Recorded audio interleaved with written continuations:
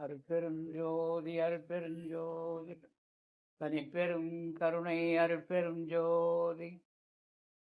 ஆன்மனை கொண்ட சகோதர சகோதரிகளே, எல்லாம் உடைய அருட்பெருஞ்சோதி ஆண்டவராக இதுகாரும் வந்த சான்றோர் பெருமக்கள் அடையாத ஒரு நிலையை அடைந்து அந்த நிலையிலே தான் எவ்வாறு இருந்து கொண்டிருக்கிறேன் என்பதை மற்ற பெரியவர்கள் சொன்னதை விட மிக தெளிவாக ஒரு ஒப்பற்ற உயர்ந்த ஒரு பெருநிலையை வள்ளல் பெருமான் அவர்கள் அடைந்ததை மற்றவர்கள் யாரும் சொல்ல வேண்டிய அவசியம் இல்லாது எல்லா ஞானிகளும் அவர்கள் பெற்ற நிலையை ஒன்று சீடர்கள் குறித்து வைத்திருப்பார்கள், அல்லது உலகாயாத மக்கள் எடுத்து எழுதியிருப்பார்கள். வள்ளல் பெருமான் மட்டுமே அவருடைய வாழ்வியலை அவராகவே எழுதி அருளியிருக்கின்றார்கள். இது நான் செய்த பெரும் பாக்கியம். வள்ளல் பெருமான் மட்டுமே மிக தெளிவாக சொல்வார், நான் இந்த தேகத்தை, அதாவது இந்த உடலை உங்களைப் போல்தான் பெற்றேன். ஆனால் பெற்ற இந்த உடலை அழியாமல் இருப்பதற்குரிய ஒரு வழியை கண்டேன். எல்லோரும் உடல் அழியும், உயிர் அழியாது என்று சொன்னார்கள். ஆன்மா அழியாது, உடல் அழியும் என்று சொன்னார்கள். அழியக்கூடிய இந்த உடலும் அழியாத ஒன்றும் சேர்ந்ததுதான் நம்முடைய வாழ்க்கை என்று சொன்னார்கள். இப்பவும் சொல்லி வருகிறார்கள். இப்படிப்பட்ட சூழ்நிலையில் பெருமான் அவர்கள் இந்த உடலை நாம் எடுத்து வந்த நோக்கத்தை தெளிவாக சொல்லுவார். மாணிக்க வாசகர் சொன்னதை அப்படியே எடுத்து ஆள்கிறார். புல்லாகி பூண்டாகி பல்விருஷமாக்கி என்று மாணிக்க வாசகர் திருவாசகத்திலே சொல்லியிருப்பார்கள். இதையே வள்ளல் பெருமான் சொல்லி கிடைத்தற்கரிய மிக உன்னதமான ஒரு மனித பிறவி ஔவையாரும் சொல்லியிருப்பாங்க, அரிது அரிது மானிடரா பிறத்தல் அரிதுன்னு. இந்த பிறவி தப்பினால் எந்த பிறவி வாய்க்கும்னு ஒரு கேள்விக்குறி போடுவாங்க. அப்படிப்பட்ட சூழ்நிலையே இந்த பிறவி மனிதனாக நாம் பிறந்ததனுடைய நோக்கம் திருமணம் செய்வது, பிள்ளை குட்டிகளை பெற்றுக்கொள்வது, உறங்குவது, உண்ணுவது, உறவு கொள்வது, நோய்வாய்ப்படுவது, மரணம் வந்தால் இறந்து விட்டு போகுது. இதுதான் நம்முடைய வாழ்வின் நோக்கமா அப்படின்னு சொல்லி ஒரு கேள்வியை போட்டு, அதல்ல, மனிதனாக பிறந்தனா திரும்ப பிறக்கவே கூடாது, இறக்கக்கூடாது, இறந்தால் பிறக்கக்கூடாது. பிறக்கக்கூடாது, பிறந்தால் இறக்கக்கூடாது, இறந்தால் பிறக்கக்கூடாது. இது நடக்குமா? இது நான் பெற்றேன்னு எழுதுறேன். அவருக்குடைய அந்த நிலையெல்லாம் தெளிவாக வள்ளல் பெருமான் எழுதி, நான் பெற்றேன், அந்த பெற்ற நிலைகளை எழுதி வைத்திருக்கிறேன்னு சொன்னார். எக்காலத்தும், அதாவது இந்த காலம் இல்லை, எல்லா காலங்களிலும், கடந்த காலம், நிகழ்காலம், எதிர்காலம், 2025, 4025, இல்லை 4,25,000, இல்லை 4,25,00,000, எந்த காலத்தும், எக்காலத்தும், எவ்விடத்தும், இந்த இடம் அந்த இடம், எல்லா இடங்களையும், எக்காலத்தும், எவ்விடத்தும், எவ்விதத்தும், எப்படி வேணாலும், எவ்வளவும் தடைபடாமல் விளங்குகின்ற ஒரு தேகத்தை பெற்றுக்கொள்ள முடியும். அப்படிப்பட்ட தேகம் என்ன?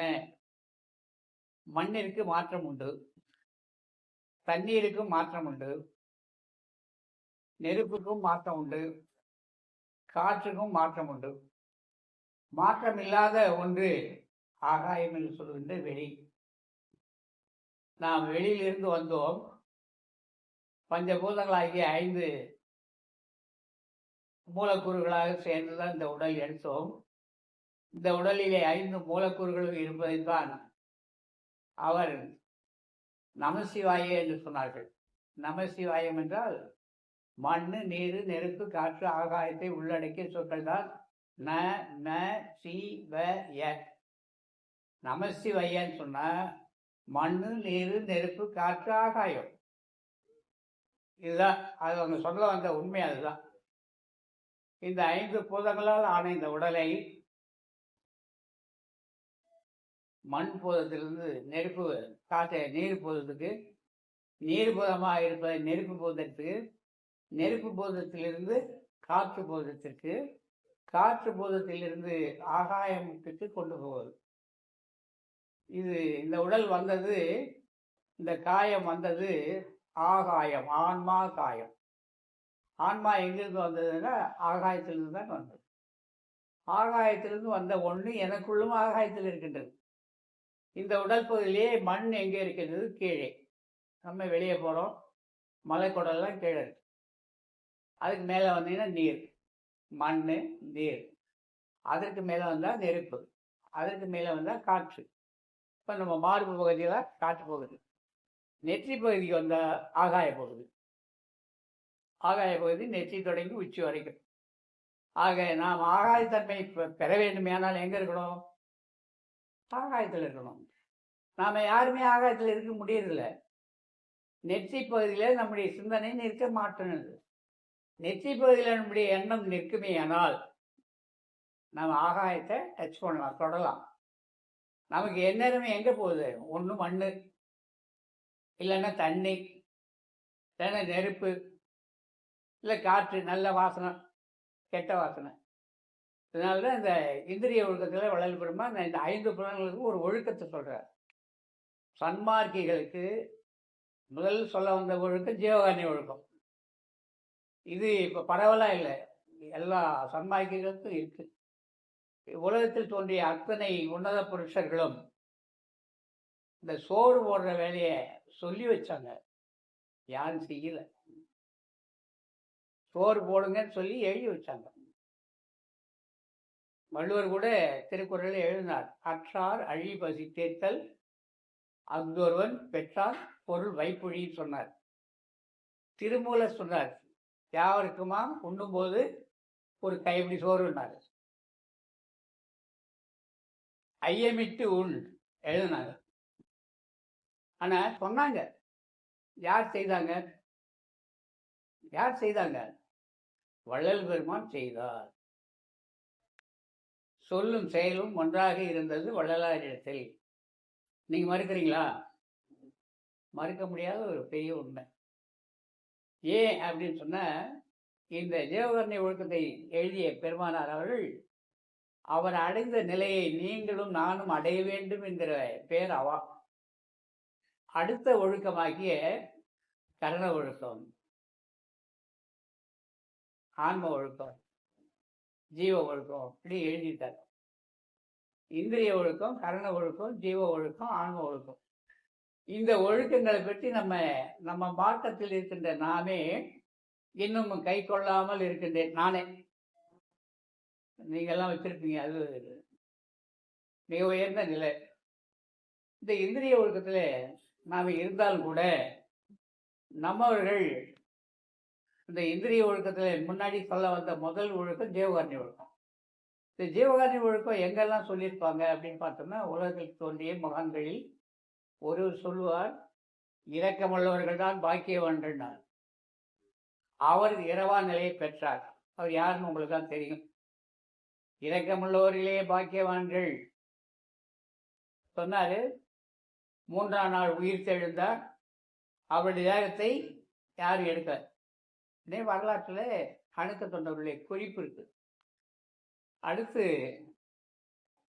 இங்கே சொல்ல வருகின்ற வள்ளல் பெருமான் அவர்கள் இந்த நிலையை தான் எவ்வாறு பெற்றேன் என்பதை சொல்லி ஜீவகாருண்ய ஒழுக்கத்தை கொடுக்கிறார். ஏன் இந்த ஜீவகாருண்ய ஒழுக்கத்தை நம்ம கொடுத்தார் அப்படின்னா, கருணை, இரக்கம், தயவு, காருண்யம் இதெல்லாம் ஒரே பொருள் தான் குறிக்கும். இந்த கருணை இல்லாததுனால்தான் நாம் அதை அடையவில்லைன்னு தெளிவாக்கினார் வள்ளலார். நமக்கு இரக்கமும் கருணையும் முதலில் வர வேண்டும். கருணை உள்ளவர்கள் தான். அதனால தான் அவர் சொன்னார், இரக்கம் உள்ளவர்களே பாக்கியவான்கள். வள்ளல் பெருமான் இரக்கத்தோடு இருந்தார். இரக்கம் என்னை விட்டு நீங்குமேயானால் என் உயிர் நீங்கும், என் உயிர் நீங்குமானால் இரக்கம் நீங்கிவிட்டது என்று அர்த்தம். வள்ளலார் எழுதுகிறார். இரக்கமே என் உயிர் சொன்னவர் வள்ளலார். இரக்கம் உள்ளவர்களே பாக்கியவான்கள் சொன்னவர் அவர். ஆக முதலாவது நாம் கற்றுக்கொள்ள வேண்டியது குடும்பத்தில் இருக்கக்கூடிய நாம் தான். ஏன்னா இங்கே யாரும் எந்த சாமியாரை வந்து உட்காந்துல, எந்த சாமியாரையும் இங்கே சொற்பொழிவு பண்ண வரல. நானும் சாமியார் இல்லை, நீங்களும் யாரும் சாமியார் இல்லை. நமக்காக தான் வள்ளல் பெருமான் இதை எழுதி கொடுத்தார். குடும்பத்தில் இருக்கின்ற நம் போன்றவர்களுக்காகத்தான் வள்ளல் பெருமான் இதை தெளிவாக எழுதினார். நம்ம என்ன நிலையை அடைய வேண்டும் அப்படின்னா, அவர் பாருங்க, சென்னையில் இருந்தார், திரும்ப கருங்குழியில் இருந்தார், திரும்ப வடலூரில் தர்மசாலையில் இருந்தார், திரும்ப மேட்டுக்குப்பத்தில் இருந்தார். 35 ஆண்டுகள் சென்னை வாழ்க்கை, 9 ஆண்டுகள் கருங்குழி, 4 ஆண்டுகள் தர்மசாலை, திரும்ப 1871 தொடங்கி 74 வரைக்கும் கருங்குழியில் போய் மேட்டுக்குப்பத்தில் போய் தங்கிறார்.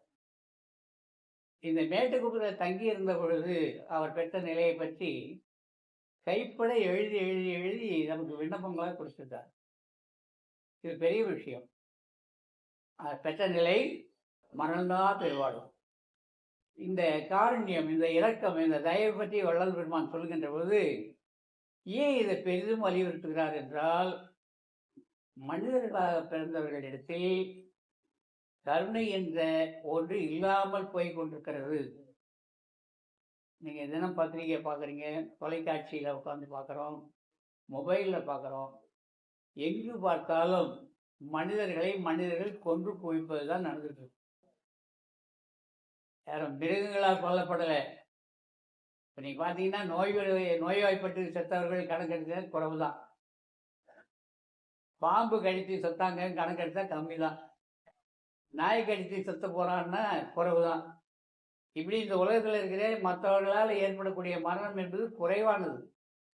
ஆனால் மனிதன் உயிர்களை அழிப்பது எண்ணில் அடங்கவில்லை, கணக்கில் கொண்டு வர முடியாது. அவ்வளவு உயிர்களை கொலை செய்கின்ற ஒரே ஜீவன் யாரு சொல்லுங்க பார்ப்போம்? மனிதன் தான்.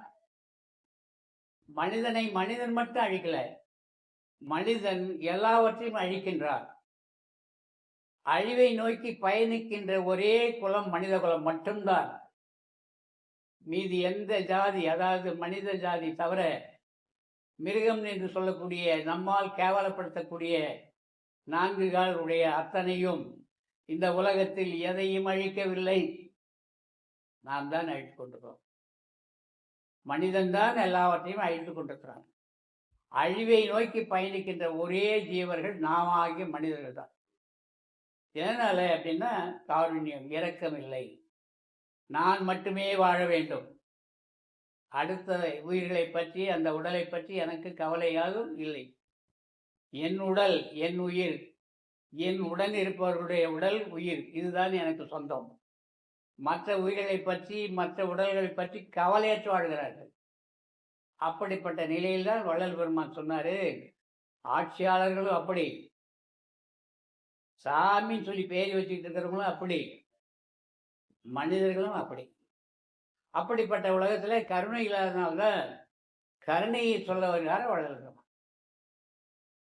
அரசாங்கத்தை அழகா எழுந்தார் ஒரு வரியில, கருணையிலா ஆட்சி கடிகி ஒழிகன்னார். வேற யாரும் சொல்லலை. ஆட்சி இப்படிதான் இருக்கணும் திருவள்ளுவர் எழுதியிருப்பார், ஆட்சி முறைமையை எழுதியிருக்காரு, நாலடியார் எழுதியிருக்கோம், மணிமேகலை எழுதியிருக்கோம், சீவ சிந்தாமணி எழுதியிருக்கோம், எல்லாமே எழுதியிருக்கோம். ஆனால் வள்ளலார் தான் சொன்னார், கருணை இல்லாத ஆட்சி கடிக்கு ஒழிகன்னார். ஏன்? அந்த நேரத்தில் பிரிட்டிஷ் ஆட்சி, பிரிட்டிஷ் ஏகாதிபத்தியம், இங்கே பயங்கரமான பசி கொடுமை, இந்திய நாட்டிலிருந்து வஞ்சகம் செய்து சூழ்ச்சி செய்து இங்கிருந்த பொருளையெல்லாம் கொள்ளையடித்து சென்றார்கள். நம்மவர்கள் பசியால் வாடினார்கள். ஜீவகாரியமே இல்லை, அவர்களுக்கு ஜீவகாரியமே இல்லை. அதனால தான் வள்ளல் பெருமான் ஜீவகாரிய ஒழுக்கத்தை எழுதி தந்தார். அதோடு இல்லை, கருணை இல்லாத அந்த ஆட்சி கடுகி ஒழியணுன்னார். கடுகி ஒழிந்தது. ஆனால் மக்களை என்ன செய்ய வேண்டும், மக்களை எப்படி ஒரு அரசு செலுத்த வேண்டும்? கருணை உள்ளவர்களாக, இரக்கம் உள்ளவர்களாக, தயவு உள்ளவர்களாக ஆரம்ப கல்வியிலிருந்தே அதை ஆரம்பிக்க வேண்டும். நான்லாம் பள்ளிக்கூடத்தில் படிக்கும்போது ஆரம்ப பாடசாலை புத்தகத்தில் தயவு இருந்தது, கருணை இருந்தது, இரக்கம் இருந்தது. பிறருக்கு உதவி செய்ய வேண்டும் என்கிற நிலை இருந்தது. நாம் ஒன்றாக வாழ வேண்டும் என்ற கருத்து இருந்தது. நன்றி பாராட்ட வேண்டும் என்ற கருத்தை அடைக்க கதைகள் இருந்தது. இன்னைக்கு எதுவுமே கிடையாது. நீதி போதனைகள் எங்கேயும் இல்லை. நீதி போதனைகள் இல்லை. ஆக கருணை என்பது இல்லை. கருணை உடையவர்கள் தான் வாழ முடியும் அப்படின்னு சொன்ன கருணை உள்ளவர்களாக ரொம்ப கஷ்டப்பட்டு இருக்காங்க. ஏன் கஷ்டப்படுறாங்கன்னா, எதிர்த்து பேச மாட்டாங்க, சண்டைக்கு போக மாட்டாங்க, அவங்களால வம்பிட முடியாது, வழக்கிட முடியாது, கையை கட்டிக்கிட்டு இருப்பாங்க, வாயை பொத்திக்கிட்டு இருப்பாங்க, ஒதுங்கி போவாங்க. இதெல்லாம் அருளாளர்களுடைய நிலை. ஆனால் அவர்களை அருள் கைவிடுவதாக வரலாறு இல்லை. எல்லோரும் மாவாதி மன்னாதி மன்னர்கள் எல்லாம் வெப்பன்ஸ் சொல்லக்கூடிய ஆயுதங்களோடு தனக்கு உரிய பாதுகாப்போடு போயிட்டு இருப்பான். ஆனால் நம் நாட்டு ஞானிகள்லாம் பாருங்க, ஆழ்வாராதியிலேருந்து 18 சித்தர் பெருமக்கள்லேருந்து வள்ளலார் வரைக்கும் கூட 10 பேரை பாதுகாப்பு விட்டு போயிருப்பாங்களா? ஆயுதங்களோடு கூட படை தாங்கி போனாங்களா? மன்னர்கள் சென்றிருப்பார்கள். அப்படிப்பட்ட மன்னர்கள் கூட அந்த பாவியனம் கட்டிக்கிட்டு சும்மா வெறுமனே உட்காந்துறதுக்கு முன்னாடி போய் விழுந்து வணங்குவாங்க. ஏன்? அவனிடத்தில் அருளாற்றல் இருந்தது. அந்த அருளாற்றல் என்பது உங்களுக்குள்ளும் எனக்குள்ளும் இந்த உலகத்திற்குள்ளும் இருக்கின்ற மாபெரும் ஒரு பொருள். கண்ணுக்கு புலப்படாத அது மீது நமக்கு நம்பிக்கை கிடையாது. ஏன்னா நாம எல்லாம் எதை நம்பி வளரணும்? நம்ம கண்ணேற பார்க்கணும், நான் காதால கேட்கணும், நான் தொட்டு தடனா தெரியணும், அப்பதான் கடவுள் இருக்கான்னு நான் நம்புவேன், இல்லைங்களா? ஆனா அப்படி சொல்லித்தர அவனுக்குள்ளும் இப்படி இல்லைன்னு சொல்லுகின்ற இவருக்குள்ளும் இருக்கின்ற பொருள் தான் கடவுள். அதை நிறுவனம் பண்ண முடியாது. கடவுளை உணர்ந்தார்கள். உணர்ந்தவர்கள் உணரும் விதத்தை எழுதினார்கள். மாணிக்கவாசகர்லேருந்து வள்ளலார் வரைக்கும் கடவுளை உணர்ந்தார்கள். உணர்ந்ததை எழுதியிருக்காங்க. வள்ளலாரும் உணர்ந்ததை தெளிவாக எழுதியிருக்காரு. 5 திருமுறை 6 திருமுறை. கடவுளை நீங்க உணரலாம், நான் உணரலாம். கடவுளை காட்ட முடியுமா? காட்டினார் வள்ளலார். எறும்பும் கடவுள், மிகப்பெரிய யானையும் கடவுள். எறும்பு முதல் யானை வரை அத்தனையும் கடவுள் சொல்ல வந்தவர் வள்ளலார். எத்துணையும் வேதமுறாது எவ்வுயிரும் தம்முயிர் போல் எண்ணி அப்படின்னு சொன்னார். ஆக இந்த ஜீவகாருண்ய ஒழுக்கம் இல்லாம, கருணை இல்லாம, இரக்கம் இல்லாம எதையும் நாம் அடைய முடியாதுன்னு சொல்ல வந்தார் வள்ளலார். ஜீவகாருண்ய ஒழுக்கம் இல்லாமல் ஏன் இதை பெரிதும் வலியுறுத்தி ஜீவகாருண்ய ஒழுக்கம் 7 பகுதி எழுதியிருக்கார் வள்ளலார். 7 பகுதி எழுதினார். நமக்கு எத்தனை கிடைச்சது தெரியுங்களா? 3 தான். இந்த 3 கிடைக்க விடாம பண்றது எவ்வளவோ எத்தனைகள் அன்று தொட்டு இன்று வரையில் நடந்து வருகிறது. ஏன்னா இந்த ஜீவகாருண்ய ஒழுக்கன்றது உயிரை உயிராக நேசிக்கக்கூடிய ஒரு கருத்து அடங்கிய புத்தகங்கள். நீங்க உயிரற்ற உணர்ச்சியற்ற அத்தனையும் கடவுளாக கொடுத்த உலகத்தில் இல்லைன்னு சொல்லுங்க பார்ப்போம். உயிரற்ற உணர்ச்சியற்ற இவைகளெல்லாம் கடவுள் உங்களுக்கு கொடுத்துருக்காங்களா இல்லையா? அப்போ உயிரற்ற உணர்ச்சியற்ற அந்த பொருள் மீது உங்களுடைய அன்பும், உங்களுடைய பாசமும், உங்களுடைய நேசமும், உங்களுடைய பரிவும், உங்களுடைய செலவு, உங்களுடைய நேரம் எல்லாத்தையும் அந்த உயிரற்ற உணர்ச்சியற்ற ஒன்றின் மீது நீங்கள் கொண்டு போறீங்க. ஆனால் உயிருள்ள ஒன்றின் மீது கொண்டு வருவதற்கு முடியல. ஏன்? அப்படிப்பட்ட உலகத்தில் தான் வள்ளல் பெருமான் வந்து இரக்கம்தான் கடவுள் வழிபாடுன்னு சொல்ல வந்தார். ஆகையினால எதிர்ப்புகள் நிறைய வந்தது. எதிர்ப்பு வரும் தான். வள்ளல் பெருமான் கடவுள் இல்லைன்னு சொல்லவே இல்லை. கடவுள் இப்படியெல்லாம் இருக்காருன்னு சொல்ல வரல. கடவுள் இருக்கார், கடவுள் இருக்கிறார், கடவுள் இருக்கிறார். எறும்பு முதல் யானை வரை அத்தனை உடல்களிலும் இருக்கின்றவர் யாரோ அவர்தான் கடவுள். நீ எதிரிட்ட ஜீவனை கடவுளாக எப்பொழுது கருத போகிறாய்? எதிரிட்ட ஜீவனுக்கு எந்த துன்பமும் செய்யாமல் எப்பொழுது இருக்க போகிறாய்? கடவுள் வழிபாடு முடிந்ததுன்னு சொன்னவர் வள்ளலார். ஜீவகாருண்ய ஒழுக்கம் இல்லாமல் எதிரிட்ட ஜீவனை தன் ஜீவனாக நினைக்கிறது இல்லை.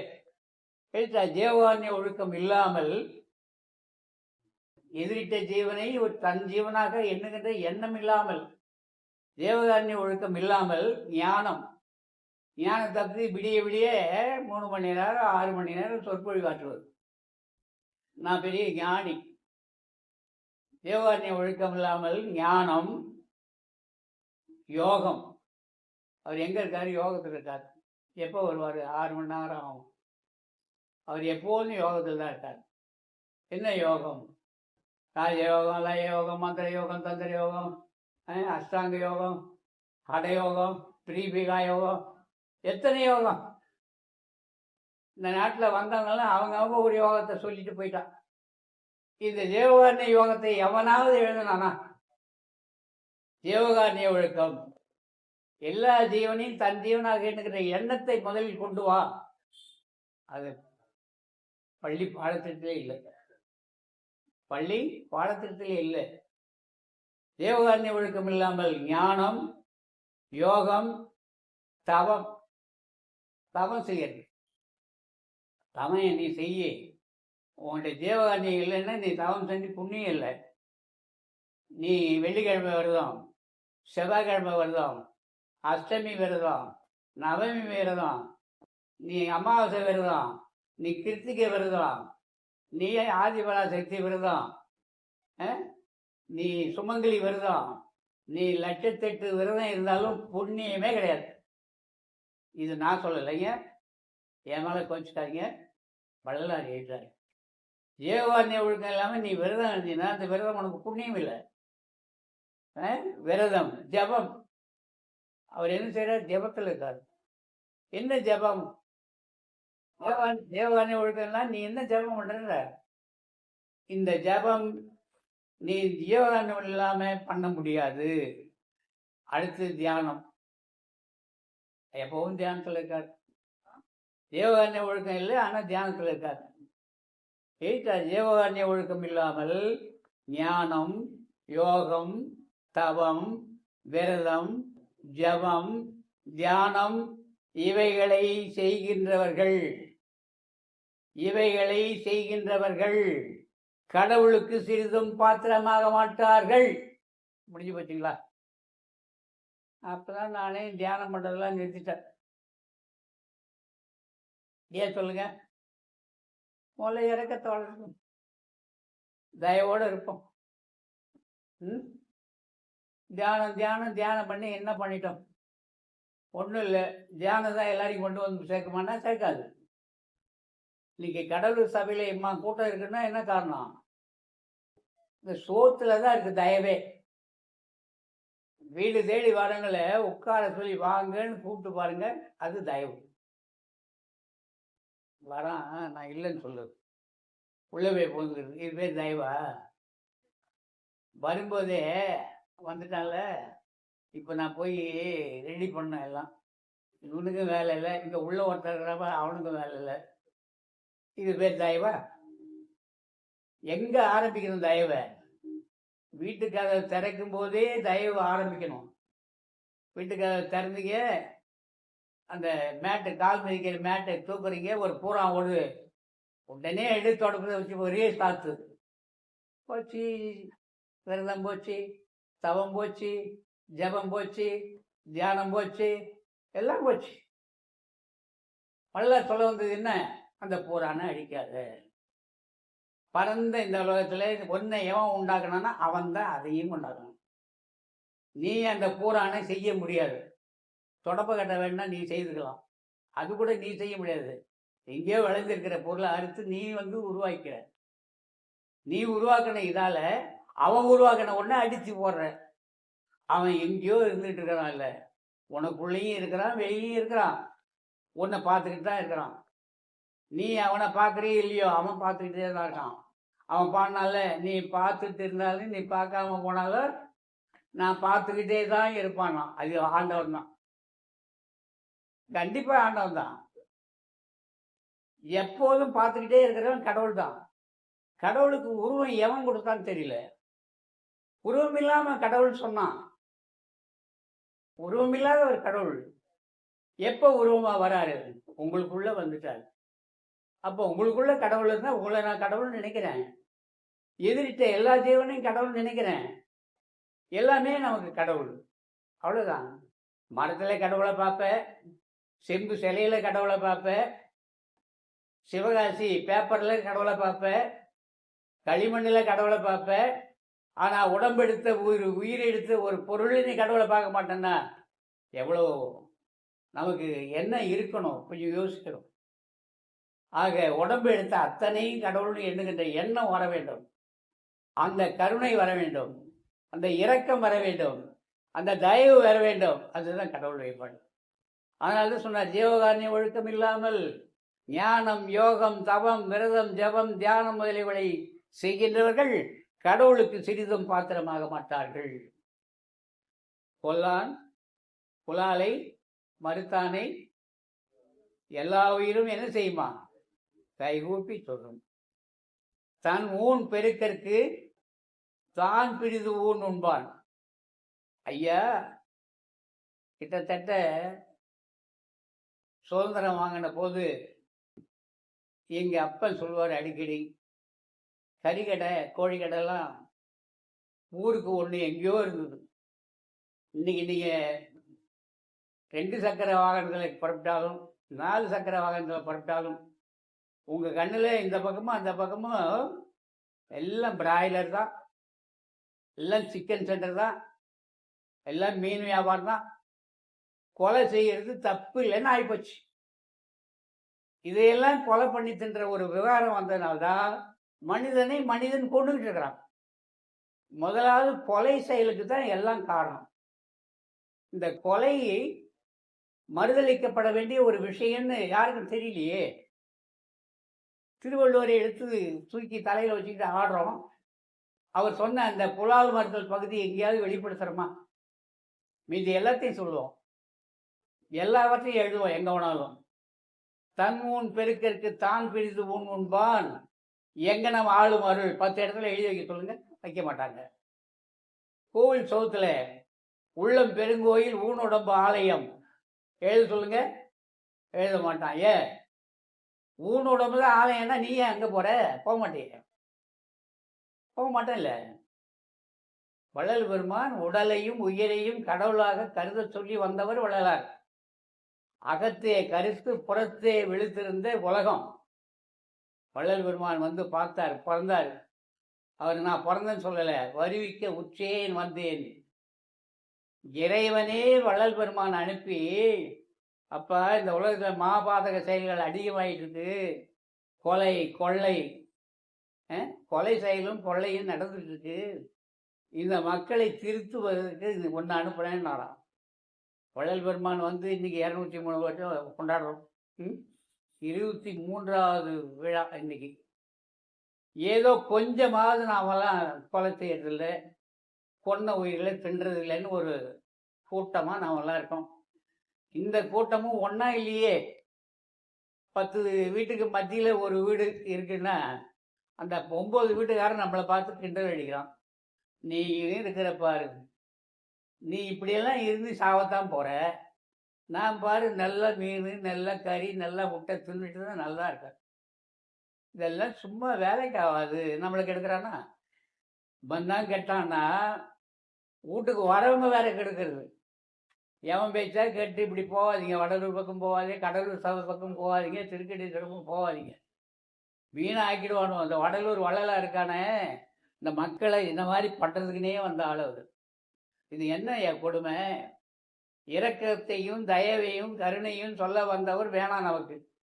வெட்டு குத்து சொல்ல வந்தவங்கள நல்லவங்க. இப்படி அப்படிதானே ஆச்சு இன்னைக்கு உலகம். வள்ளல் பெருமான் கண்ட நெறி தனி நெறி.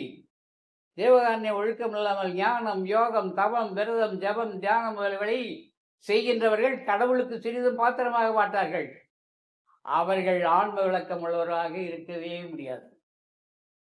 அவங்கள ஆன்ம விளக்கமே இல்லை. ஐயாண்ட ஆன்ம விளக்கம் இல்லை. ஆன்மான என்ன? எங்களுக்குள்ளும் எனக்குள்ளும் உங்களுக்குள்ளும் மற்ற எல்லாருக்குள்ளும் இருக்கிறது ஆன்மா. அந்த ஆன்மாவை அழிக்கக்கூடாது. ஆன்மா குடியிருக்கக்கூடிய அந்த கோயிலை அழிக்கக்கூடாது. இந்த உடம்பு தான் கோயில். இந்த கோயிலில் குடியிருக்கிறது ஆன்மா. இந்த கோயிலை அழித்தா கோயிலில் இருக்கிற அந்த உயிர், அந்த ஆன்மா வெளியேறிடும். அதை அழிக்கலாமா? அதனால தான் ஆன்ம நேயம்னார். ஆன்மநேய ஒருமைப்பாட்டு உரிமை என்றார். இந்த ஆன்மநேய ஒருமைப்பாட்டு உரிமை பற்றி யாராவது சொல்வார்களா? நாமெல்லாம் அதில் ஒருமித்து பயணிக்கிறோமா? இல்லை. நீ வேறு நான் வேறு. நிறைய கூட்டம் வரும், நிறைய கூட்டம் வரும். ஆக அவர்களை ஆன்ம விளக்கம் உள்ளவர்களாகவும் நினைக்கப்படாது. ஜீவகாரியம் இல்லாது செய்யப்படுகின்ற செய்கைகளெல்லாம் பிரயோஜனமில்லாத மாயாதால செய்கைகளே ஆகும் என்று அறிய வேண்டும். எல்லாம் மாயாதாலம் பண்ணிட்டு இருக்கிறாங்கன்னு சொல்ல வந்தார் வள்ளலார். ஆக எல்லா ஜீவர்களும் எங்கிருந்து வந்தாங்க? எல்லாம் ஒண்ணுதான். நமக்குள்ள இருக்கிற ஒன்றை சொல்ல வந்தவர் தான் வள்ளலார். ஆனால் அறிவு விளங்கிய ஜீவர்கள் எல்லாம் அன்புள்ளங்களே மன்னிக்கவும். கொலை செய்கிறவங்க, கொன்ன உயிர்களை தின்றவங்க எல்லாம் அறிவு உள்ளவர்களா அறிவில்லாதவர்களா நான் சொல்லலை, வள்ளலார் சொல்றார். அறிவு விளங்கிய ஜீவர்கள் எல்லாம் ஜீவகாரியமே கடவுள் வழிபாடு என்றும், அறிவுள்ள ஜீவர்கள் எல்லாம் ஜீவகாரியமே கடவுள் வழிபாடு என்றும் அறிவார்கள். அன்றியும் ஜீவகாரணிய ஒழுக்கத்தை உடையவர்களாகி அருந்தல் பொருந்தல் முதலிய பிரபஞ்ச பவங்களை அனுபவிப்பார்கள். இந்த சம்சாரிகள் தான் இருப்பாங்க அப்படின்னு சொல்லி இந்த விஷயத்தை சொல்லுகின்ற போது வள்ளல் பெருமான் அவர்கள் இந்த ஜீவகாரியம் சொன்ன, நான் இப்போ சொன்னேன் இல்லைங்களா, நம்ம வீட்டுக்கு படியே காலையில் எழுந்து தெருவுக்கு அதை திறக்கிறோம், ஒரு பூரம் ஓடிச்சு அதை அப்படியே அடித்து போட்டால் நம்ம வள்ளலார்கிட்ட வர வேண்டிய அவசியமே இல்லை. வேற எங்கேயாவது போயிட்டு இருக்கலாம், வேற எங்கேயாவது போய்கிட்டு இருக்கலாம். இங்கே அதனால தான் யாரும் வள்ளலார்கிட்ட வரதில்லை. ஏதோ காலையில் டிஃபன் போடுறாங்களா வாங்கி சாப்பிடாம போயிடுவேன். ஏன்னா அது எனக்கு பிடிக்கும், ஏன்னா அது எனக்கு போகணும். ஆனால் அவர் சொல்கிற அந்த கருத்து எனக்கு உடன்பாடு இல்லை.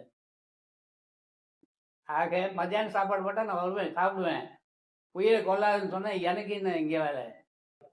எனக்கு தேவையான மட்டும் இருந்தால் போதும்.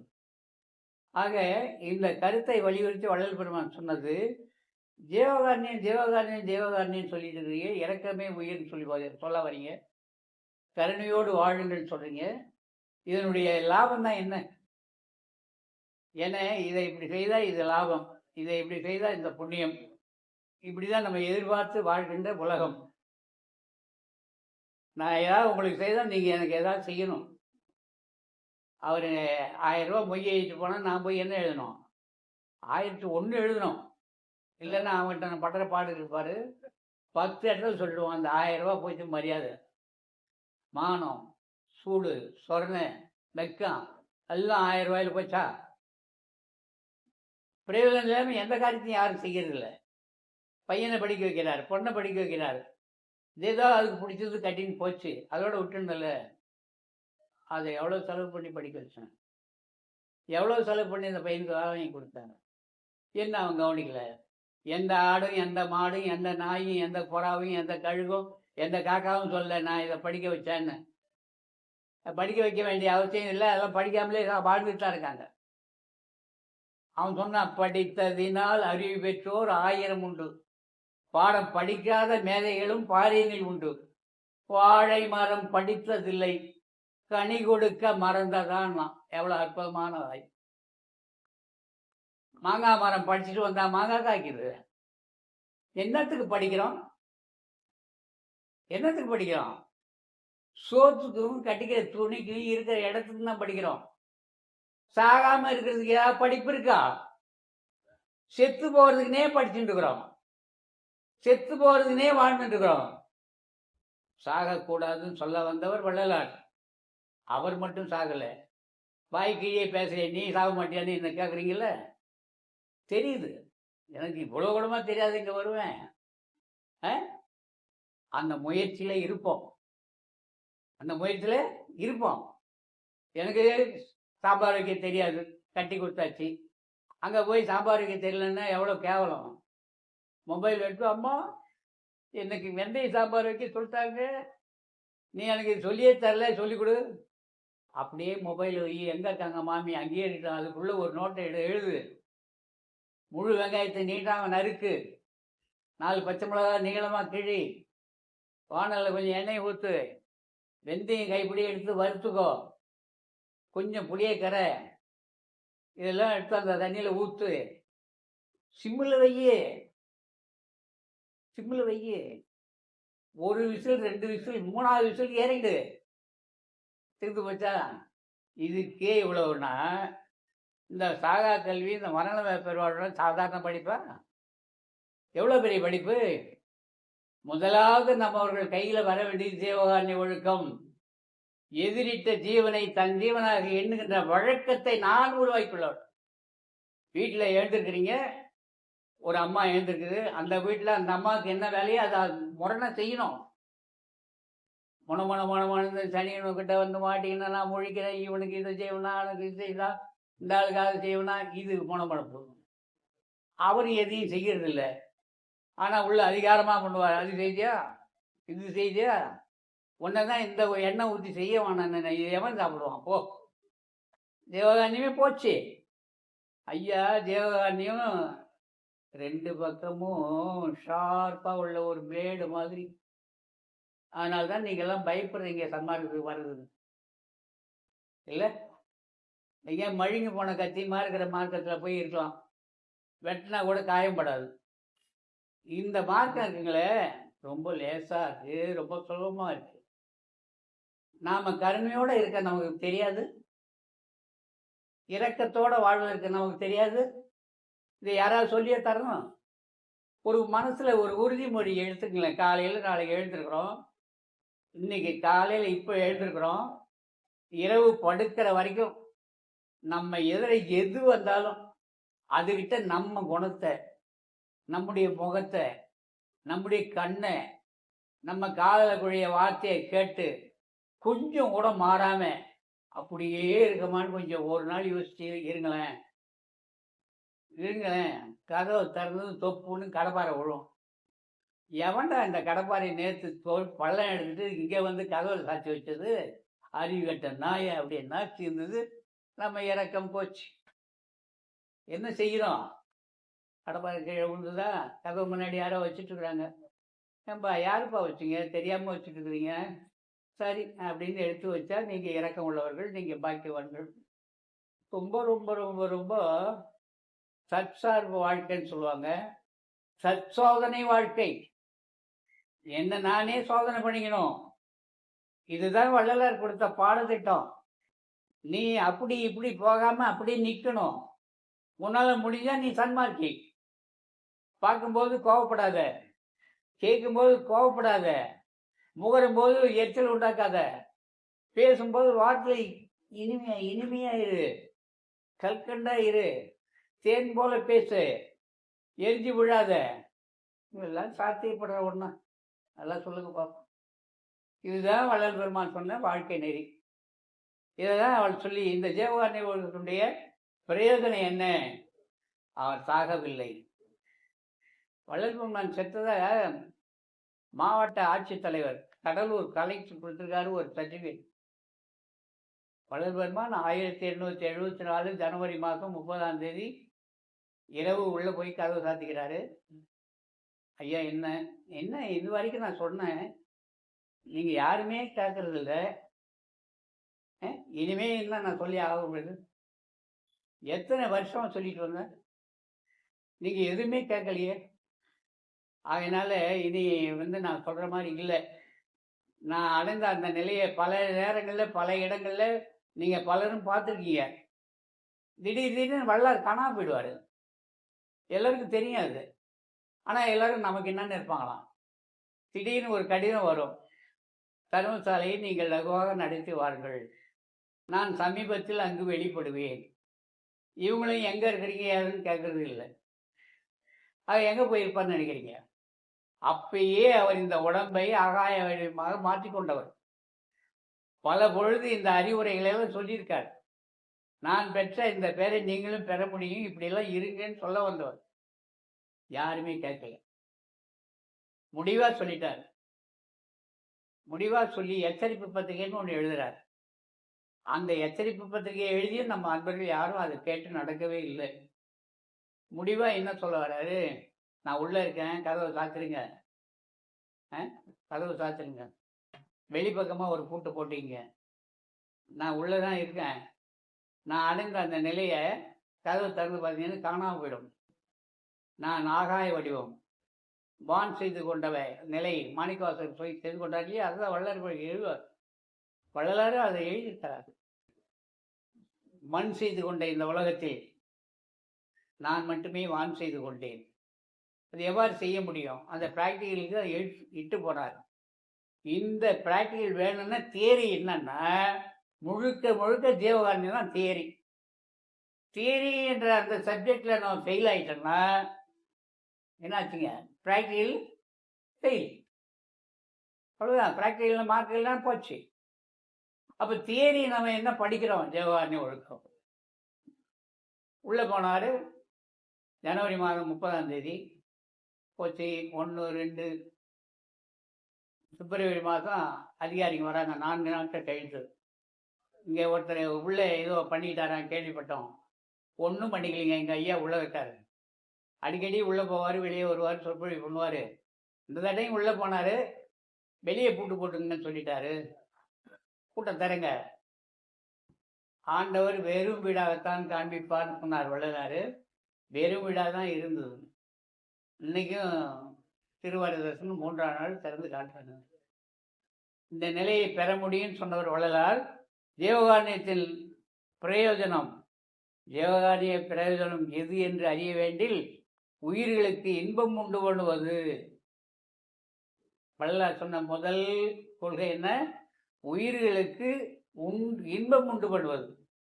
எந்த உயிராக இருந்தாலும் அதுக்கு இன்பத்தை உண்டு பண்ணுவதுதான் பிரயோஜனம் என்று அறிய வேண்டும். இந்த ஜீவகாருண்யத்தின் சொரூப ரூப சுபாவ வியாபக முதலியவைகளை 3வது பிரிவில் நீங்கள் பார்த்து கொள்ளுங்கள் எழுதிட்டார். இந்த 3வது பிரிவில் அவ்வளோ ஆன்ம விளக்கத்தை எழுதிட்டார்.